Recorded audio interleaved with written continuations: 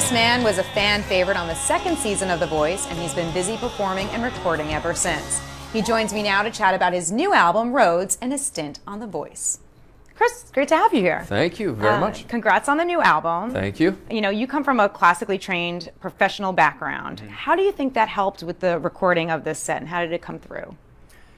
I do. I was an opera major in college, but I've always loved pop music, and so what I've wanted to do always, and sort of what happened naturally with my voice, is this combination of classic meets sort of a modern, sort of contemporary spin on classical crossover. So when I went into the studio, I just wanted to pick my favorite songs and make sure that the orchestration was there with symphonies and you know, like beauty, and just sing them, and it worked out really well.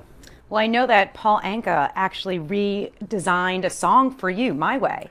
How did that come about? It was the first time he's ever done that. Right. I mean, I'm a huge Frank Sinatra enthusiast, so my granddad was a big fan, and I grew up listening to him.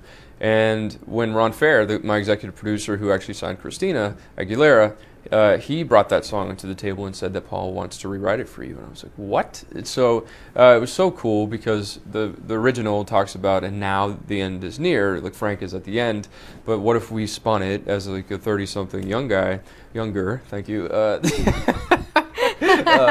and said, and when the end is near, and really sort of talked about how I will do things my way.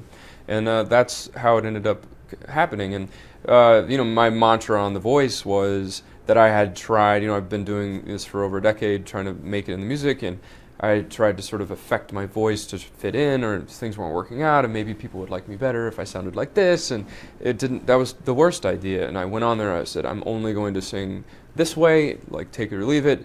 And so to have My Way with that same message was like perfect. So I, of course, jumped on the opportunity.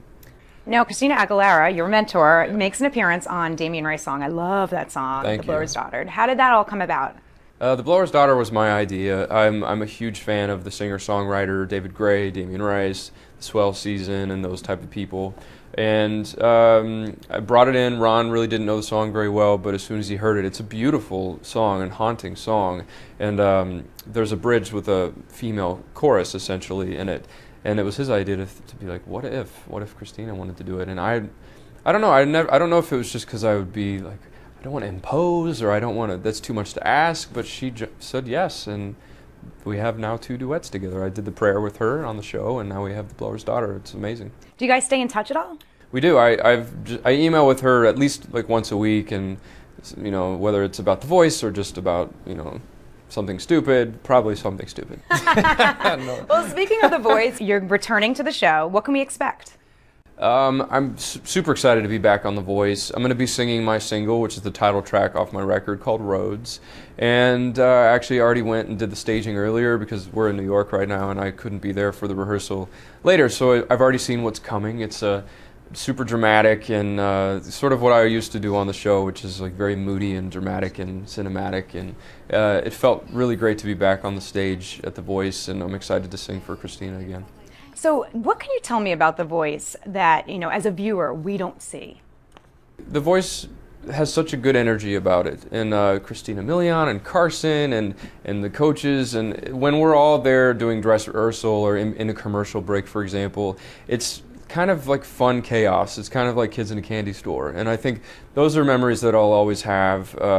When I would walk out, they walk us out like 30 seconds before the show starts and goes live, and we have a family section, and I would always be in total shock and disbelief that I was still on the show, and I would look over at my family and be like, well, here we are, like, let's see what happens, and everyone would kind of be doing the same thing, and then next thing you know, we're live and everyone's looking all stealth and blue steel, but we're really just like kids not knowing what's going on. And then it's back to action, back to TV, and it's back to what we see, right? Oh my totally. gosh. In between, like, people are running around, people might be shots, there's fans are going nuts. I mean, it's kind of crazy. How important do you think it is to actually win The Voice? I mean, you finished in 4th place, and your career is taking off right now. Yeah. I didn't expect to make the show at all, and then to have almost won in the end was really, every day was just like a bonus. So I don't think you have to win the show. I think it's more important that you know who you are and know what you want to do after the show. And luckily for me, I had been it's that whole like whatever success means, preparation, opportunity, or whatever. You know what I'm saying? And like, that's what it was. And I was ready for it. I knew what I wanted to do, and luckily I had people that believed in what I was trying to do. So when I had the opportunity, I just grabbed it and ran.